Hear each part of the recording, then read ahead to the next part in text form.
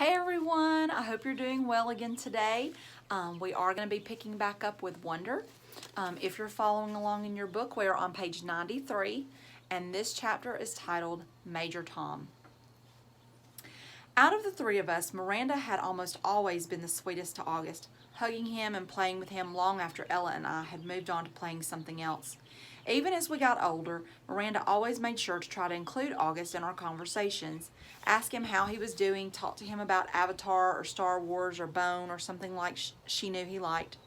It was Miranda who had given Augie the astronaut helmet he wore practically every day of the year when he was 5 or 6. She would call him Major Tom, and they would sing Space Oddity by David Bowie together. It was their little thing. They knew all the words and would blast it on the iPod and sing the song out loud. Since Miranda's always been really good about calling us as soon as she got home from summer camp, I was a little surprised when I didn't hear from her. I even texted her and she didn't reply. I figured maybe she had ended up staying in the camp longer now that she was a counselor. Maybe she met a cute guy. Then I realized from her Facebook wall that she had actually been home for a full 2 weeks. So I sent her an IM and we chatted online a bit, but she didn't give me a reason for not calling, which I thought was bizarre. Miranda had always been a little flaky, so I figured that's all it was. We made plans to meet downtown, but then I had to cancel because we were driving out to visit Tata and Papa for the weekend. So I ended up not seeing either Miranda or Ella until the first day of school. And I have to admit, I was shocked. Miranda looked so different. Her hair was cut in this super cute bob that she'd dyed bright pink of all things, and she was wearing a striped tube top that A, seemed way inappropriate for school, and B, was totally not her usual style. Miranda had always been such a prude about clothes, and here she was all pink-haired and tube-topped. But it wasn't just the way she looked that was different. She was acting differently too. I can't say she wasn't nice, because she was, but she seemed kind of distant, like I was a casual friend. It was the weirdest thing in the world. At lunch, the three of us sat together like we always used to, but the dynamics had shifted. It was obvious to me that Ella and Miranda had gotten together a few times during the summer without me, though they never actually said that. I pretended not to be at all upset while we talked, though I could feel my face getting hot, my smile being fake. Although Ella wasn't as over the top as Miranda, I noticed a change in her usual style too. It's like they had talked to each other beforehand about redoing their image at the new school, but hadn't bothered to clue me in. I admit I had always thought I was above this kind of typical teenage pettiness, but I felt a lump in my throat throughout lunch. My voice quivered as I said, "See you later," when the bell rang. After school, "I hear we're driving you home today." It was Miranda in 8th period. She had just sat down at the desk right behind me. I had forgotten that Mom had called Miranda's mom the night before to ask if she could drive me home from school. "You don't have to," I answered instinctively, casually. "My mom can pick me up." I thought she had to pick Augie up or something. It turns out she can pick me up afterwards. She just texted me. Not a problem. "Oh, okay. Thanks." It was all a lie on my part, but I couldn't see sitting in a car with the new Miranda. After school, I ducked into a restroom to avoid bumping into Miranda's mother outside. Half an hour later, I walked out of the school, ran the 3 blocks to the bus stop, hopped on the M86 to Central Park West, and took the subway home. "Hey there, sweetie," Mom said the moment I stepped through the front door. "How was your first day? I was starting to wonder where you guys were." "We stopped for pizza." Incredible how easily a lie can slip from your lips. "Is Miranda not with you?" She seemed surprised that Miranda wasn't right behind me. "She went straight home. We have a lot of homework." "On your first day?" "Yes, on our first day," I yelled, which completely surprised Mom. But before she could say anything, I said, "School was fine. It's really big, though. The kids seem nice." I wanted to give her enough information so that she wouldn't feel the need to ask me more. "How was Augie's first day of school?" Mom hesitated, her eyebrows still high up on her forehead from when I'd snapped at her a second earlier. "Okay," she said slowly, like she was letting out a breath. "What do you mean, okay?" I said. "Was it good or bad?" "He said it was good." "So why do you think it wasn't good?" "I didn't say it wasn't good. Geez, Via, what's up with you?" "Just forget I asked anything at all," I answered, and stormed dramatically into Augie's room and slammed the door. He was on his PlayStation and didn't even look up. I hated how zombified his video games made him. "So how was school?" I said, scooching Daisy over so I could sit on his bed next to him. "Fine," he answered, still not looking up from his game. "Augie, I'm talking to you." I pulled the PlayStation out of his hands. "Hey," he said angrily. "How was school?" I said fine, he yelled back, grabbing the PlayStation back from me. Were people nice to you? Yes. No one was mean? He put the PlayStation down and looked up at me as if I had just asked the dumbest question in the world. Why would people be mean? He said. It was the first time in his life that I heard him be sarcastic like that. I didn't think he had it in him. The Padawan bites the dust. I'm not sure at what point that night Augie had cut off his Padawan braid or why that made me really mad. I had always found his obsession with everything Star Wars kind of geeky, and that braid in the back of his hair with its little beads was just awful. But he had always been so proud of it, of how long it took him to grow it, of how he had chosen the beads himself in the craft store in Soho. He and Christopher, his best friend, used to play with lightsabers and Star Wars stuff whenever they got together, and they had both started growing their braids at the same time. When August cut his braid off that night, without an explanation, without telling me beforehand, which was surprising, or even calling Christopher, I was just so upset I can't even explain why. I've seen Augie brushing his hair in the bathroom mirror. He meticulously tries to get every hair in place. He tilts his head to look at himself from different angles, like there's some magic perspective inside the mirror that could change the dimensions of his face. Mom knocked on my door after dinner. She looked drained, and I realized that between me and Augie, today had been a tough day for her too. So you want to tell me what's up? She asked nicely, softly. Not now, okay? I answered. I was reading. I was tired. Maybe later I'd be up to telling her about Miranda, but not now. I'll check in before you go to bed, she said, and then she came over and kissed me on the top of my head. Can Daisy sleep with me tonight? Sure, I'll bring her in later.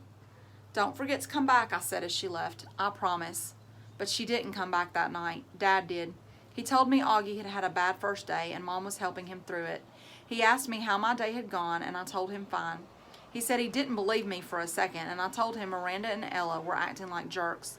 I didn't mention how I took the subway home by myself though.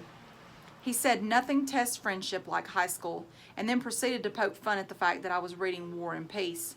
Not real fun, of course, since I'd heard him brag to people that he had a 15-year-old who is reading Tolstoy. But he liked to rib me about where I was in the book, in a war part or in a peace part, and if there was anything in there about Napoleon's days as a hip-hop dancer. It was silly stuff, but Dad always managed to make everyone laugh, and sometimes that's all you need to feel better. Don't be mad at Mom, he said as he bent down to give me a goodnight kiss. You know how much she worries about Augie. I know, I acknowledged. Want the light on or off? It's getting kind of late, he said, pausing by the light switch at the door. Can you bring Daisy in first?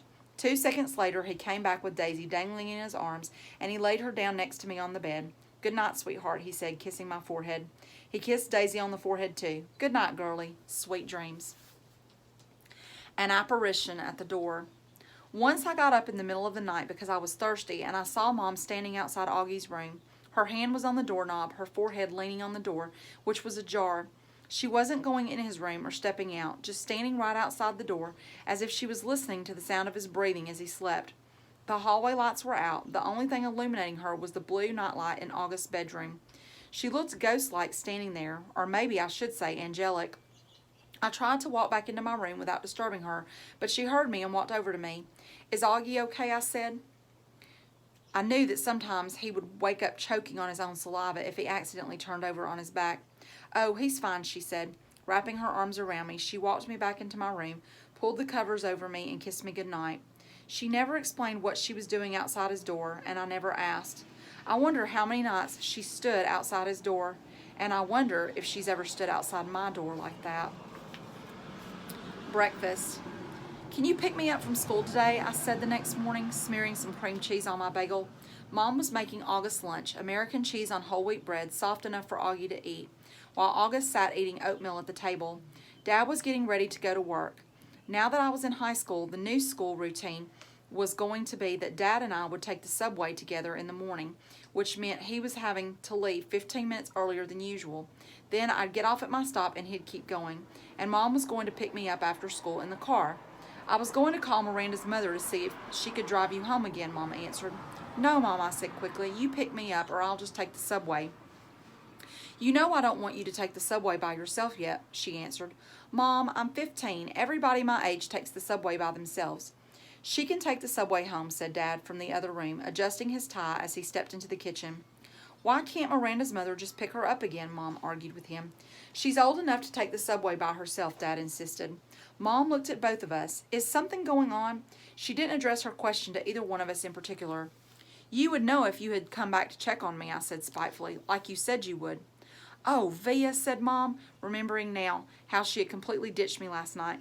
She put down the knife she was using to cut Augie's grapes in half, still a choking hazard for him because of the size of his palate. I'm so sorry. I fell asleep in Augie's room. By the time I woke up, I know, I nodded indifferently.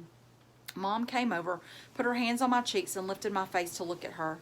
I'm really, really sorry, she whispered. I could tell she was. It's okay, I said. Via, Mom, it's fine. This time I meant it. She looked so genuinely sorry, I just wanted to let her off the hook. She kissed and hugged me, then returned to the grapes. So is something going on with Miranda, she asked. Just that she's acting like a complete jerk, I said. Miranda's not a jerk, Augie quickly chimed in. She can be, I yelled. Believe me. Okay then, I'll pick you up. No problem, Mom said, decisively sweeping the half grapes into a snack bag with the side of her knife. That was the plan all along anyway. I'll pick Augie up from school in the car, and then we'll pick you up. We'll probably get there about 3:45. No, I said firmly before she'd even finished. Isabel, she can take the subway, said Dad impatiently. She's a big girl now. She's reading War and Peace, for crying out loud. What does War and Peace have to do with anything? Answered Mom, clearly annoyed. It means you don't have to pick her up in the car like she's a little girl, he said sternly. Via, are you ready? Get your bag and let's go. I'm ready, I said, pulling on my backpack. Bye, Mom. Bye, Augie. I kissed them both quickly and headed toward the door. Do you even have a Metro card? Mom said after me. Of course she has a Metro card, answered Dad, fully exasperated. Yeesh, Mama. Stop worrying so much. Bye, he said, kissing her on the cheek. Bye, big boy, he said to August, kissing him on the top of his head. I'm proud of you. Have a good day. Bye, Daddy. You too. Dad and I jogged down the stoop stairs and headed down the block. Call me after school before you get on the subway, Mom yelled at me from the window.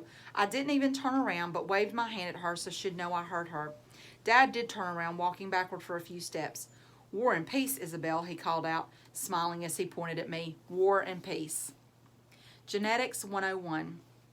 Both sides of Dad's family were Jews from Russia and Poland.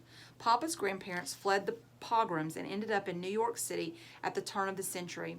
Tata's parents fled the Nazis and ended up in Argentina in the 40s. Papa and Tata met at a dance on the Lower East Side while she was in town visiting a cousin.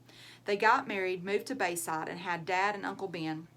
Mom's side of the family is from Brazil, except for her mother, my beautiful grands, and her dad, Augusto, who died before I was born. The rest of Mom's family, all her glamorous aunts, uncles, and cousins, still live in Alto Leblon, a ritzy suburb south of Rio. Grands and Augusto moved to Boston in the early 60s, and Mom and Aunt Kate, who's married to Uncle Porter. Mom and Dad met at Brown University and have been together ever since. Isabel and Nate, like two peas in a pod. They moved to New York right after college, had me a few years later, then moved to a brick townhouse in North River Heights, the hippie stroller capital of Upper Manhattan, when I was about a year old. Not one person in the exotic mix of my family gene pool has ever shown any obvious signs of having what August has. I've pored over grainy sepia pictures of long-dead relatives in babushkas, black and white snapshots of distant cousins in crisp white linen suits, soldiers in uniform, ladies with beehive hairdos, Polaroids of bell-bottom teenagers and long-haired hippies, and not once have I been able to detect even the slightest trace of August's face in their faces. Not a one. But after August was born, my parents underwent genetic counseling.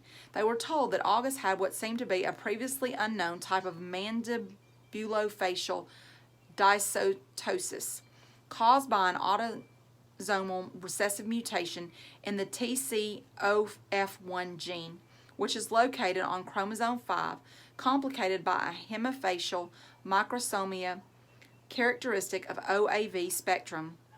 Sometimes these mutations occur during pregnancy. Sometimes they're inherited from one parent carrying the dominant gene.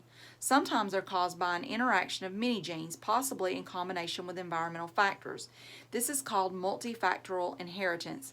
In August's case, the doctors were able to identify one of the single nucleotide deletion mutations that made war on his face.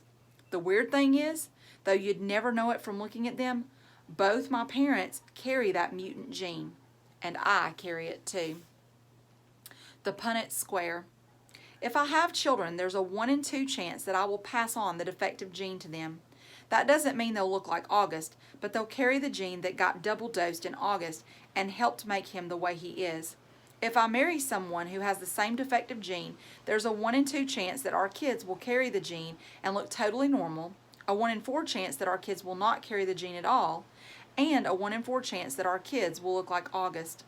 If August has children with someone who doesn't have a trace of the gene, there's a 100% probability that their kids will inherit the gene, but a 0% chance that their kids will have a double dose of it like August, which means they'll carry the gene no matter what, but they could look totally normal. If he marries someone who has the gene, their kids will have the same odds as my kids. This only explains the part of August that's explainable. There's that other part of his genetic makeup that's not inherited but just incredibly bad luck. Countless doctors have drawn little tic-tac-toe grids for my parents over the years to try to explain the genetic lottery to them. Geneticists use these Punnett squares to determine inheritance, recessive and dominant genes, probabilities, and chance. But for all they know, there's more they don't know. They can try to forecast the odds, but they can't guarantee them. They use terms like germline mosaicism, chromosome rearrangement, or delayed mutation to explain why their science is not an exact science. I actually like how doctors talk. I like the sound of science. I like how words you don't know explain things you can't understand. There are countless people under words like germline mosaicism, chromosome rearrangement, or delayed mutation. Countless babies who'll never be born, like mine. All right, boys and girls, we're going to stop there today. I hope you enjoyed that section, and I will see you again next time. Bye.